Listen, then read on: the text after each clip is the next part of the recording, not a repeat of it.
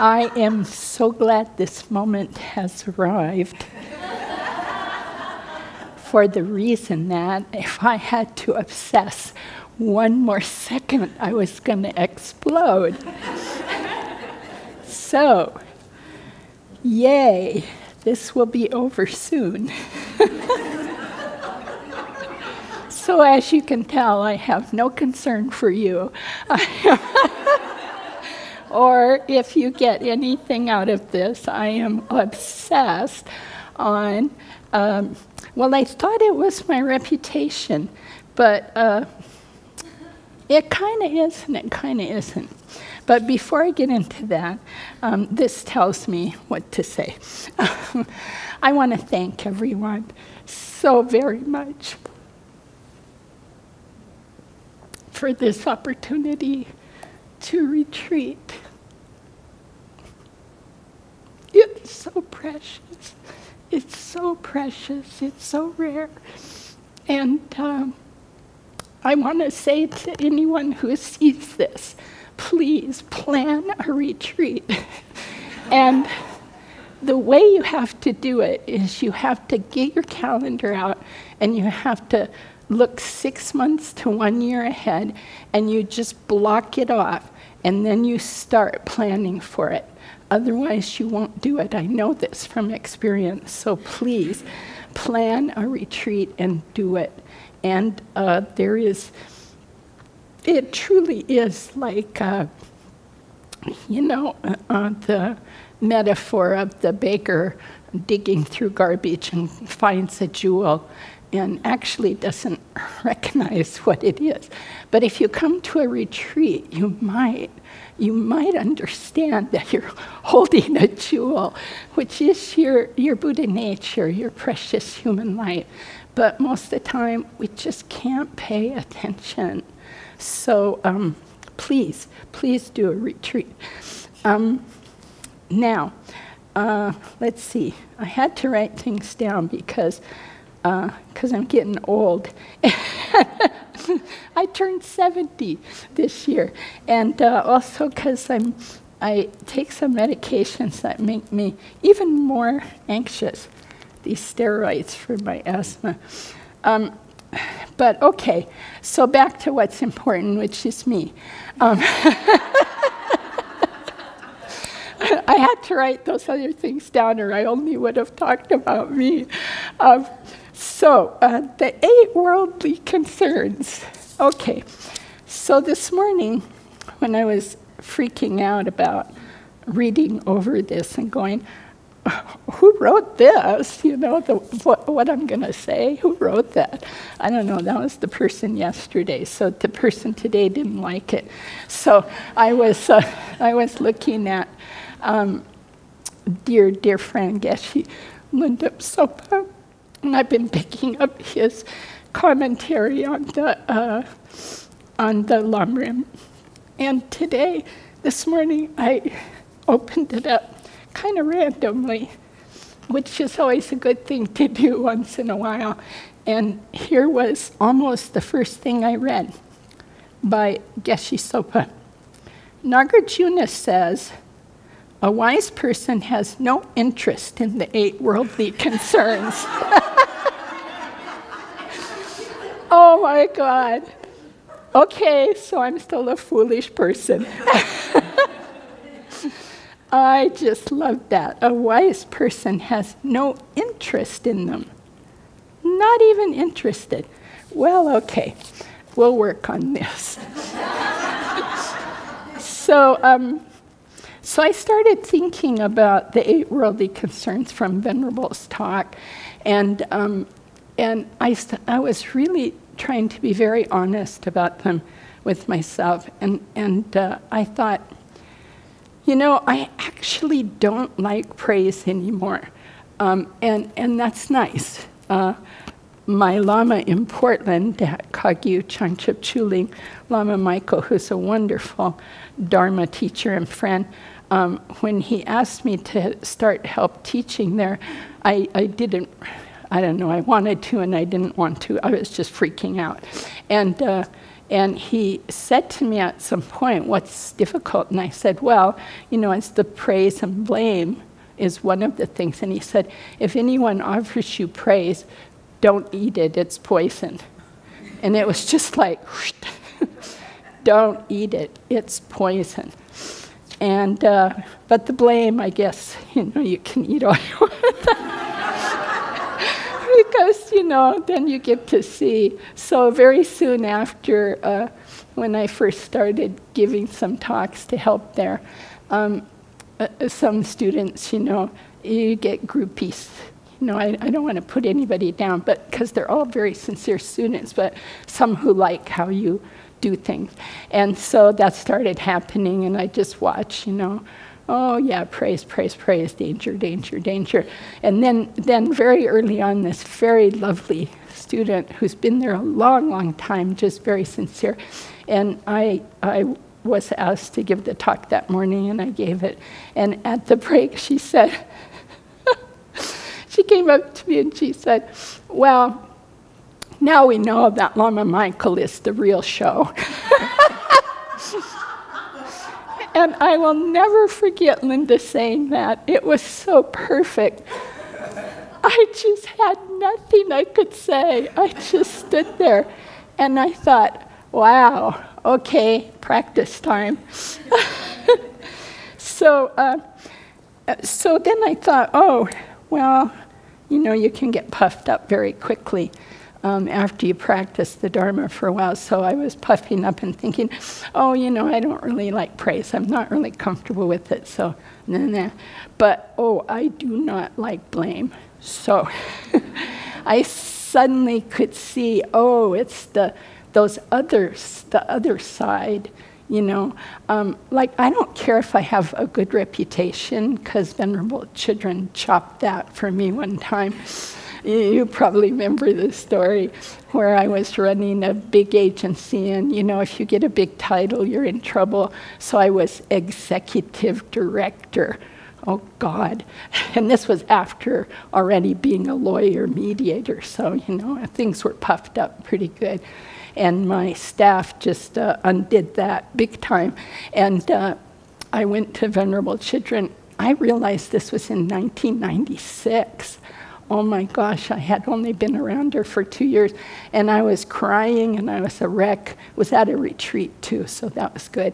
And I said to her, you know, I'm going to be sued by a person on my staff, and 5 people signed a letter wanting me to resign. It was like really serious, and making it very public. Oh, I was so embarrassed, and obsessing. And she said, so what's the core problem? I didn't know her very well, so I thought, wow, do I have to explain this? You know?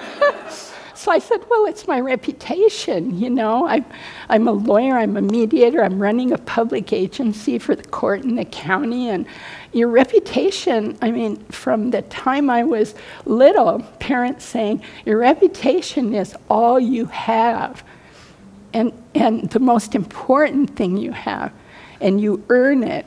And she looked at me and she said, oh, I think a reputation's just a bunch of opinions by people that change all the time. I was just stunned. And in that moment, I saw she was absolutely right. She said, you know, one day they will love what you do, the next day they will hate it, and most of the times they don't even think about you. And it was a great relief.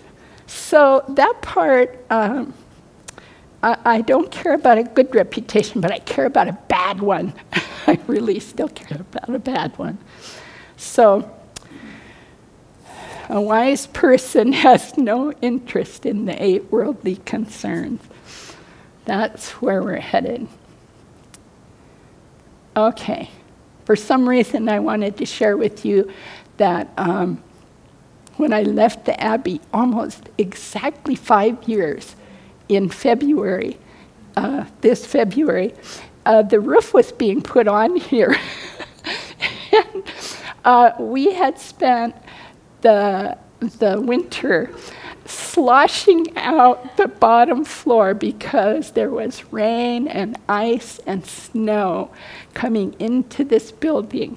And we would come out of practice, and the half hour before breakfast, everybody would grab shovel, broom, and especially Venerable Tarpa, great big squeegee I think you had, and you would just push all the water and the ice and snow out.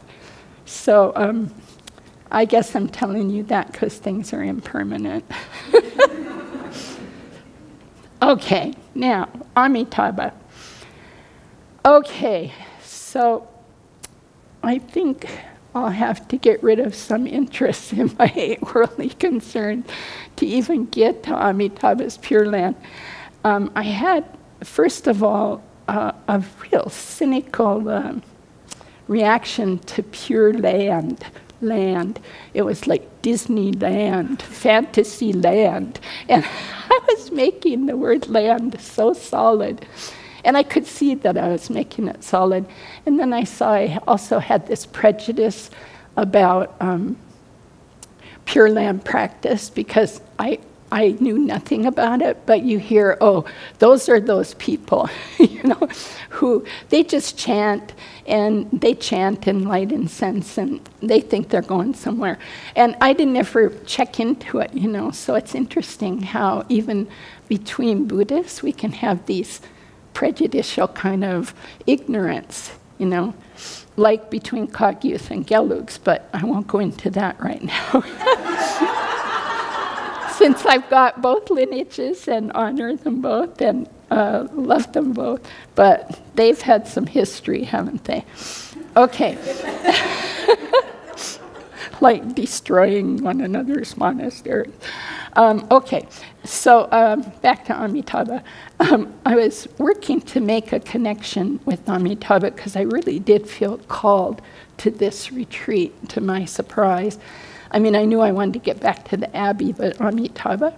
So anyway, this whole thing with land was too solid. So I started, what I was drawn to and am drawn to is a mind that would look at all these different beings and see them in their suffering and in their beauty with their Buddha nature,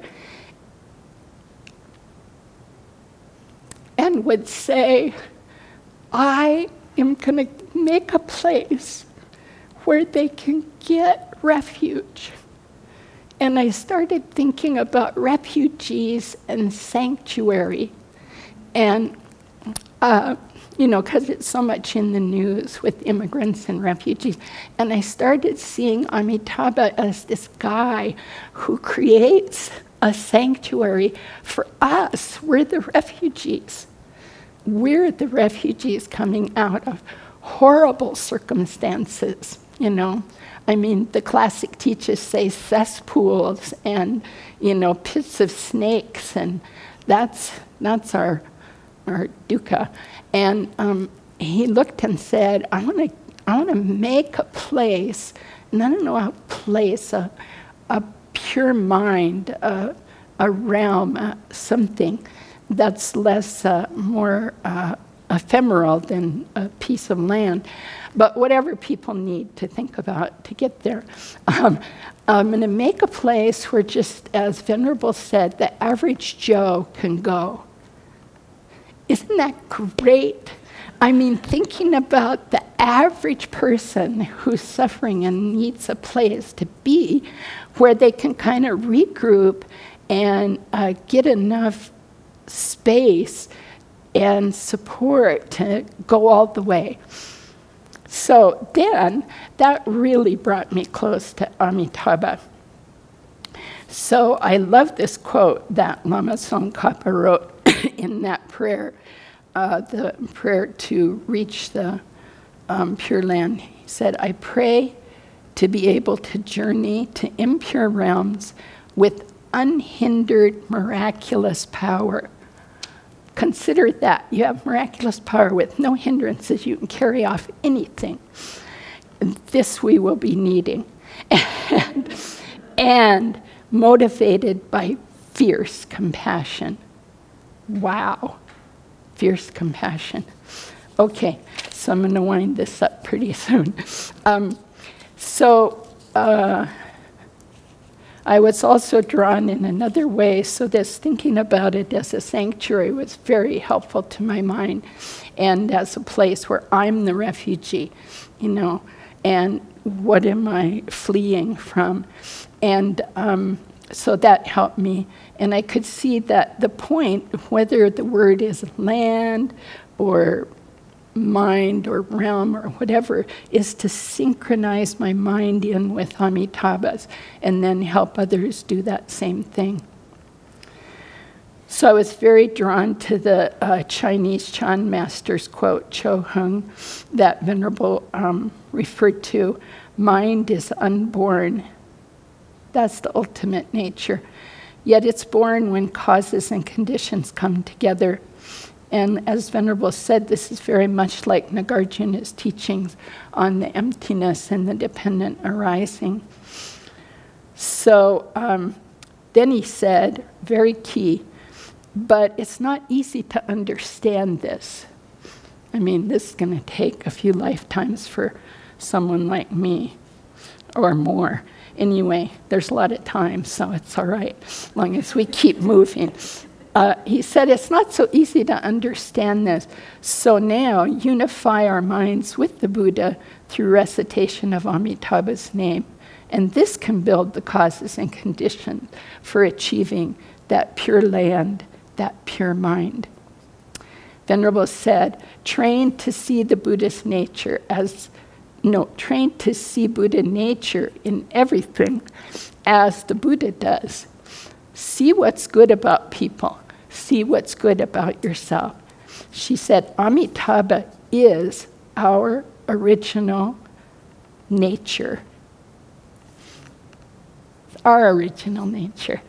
So just one more minute.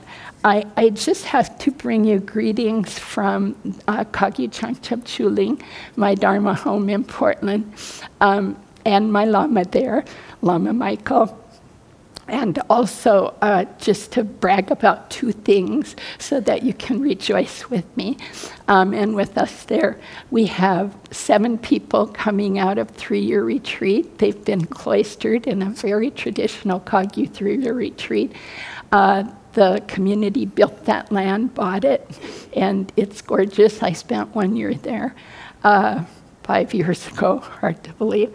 And so they are coming out in June, and we're very, very excited and happy to welcome them back into our community or wherever they're going to carry their Dharma practice.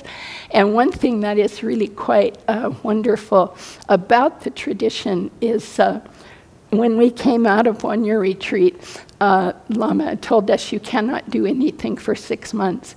You cannot teach, you cannot serve on a committee, you cannot do anything. You sit in the back of the hall and you make yourself a total student and don't talk very much about what you just did. And it was the most wonderful advice. So for these folks coming out, they will have a year of that kind of, chop wood, carry water, sweep the floor, because you don't know what has happened. Actually, you still don't know what happened, but things happen. So, so these retreats are marvelous. They are amazing, and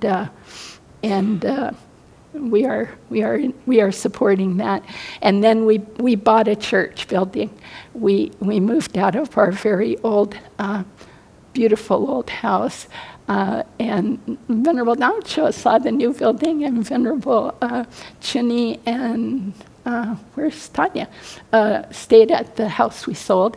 And so we have a lovely 1930s church building, and we've remodeled it to offer to the 3 jewels.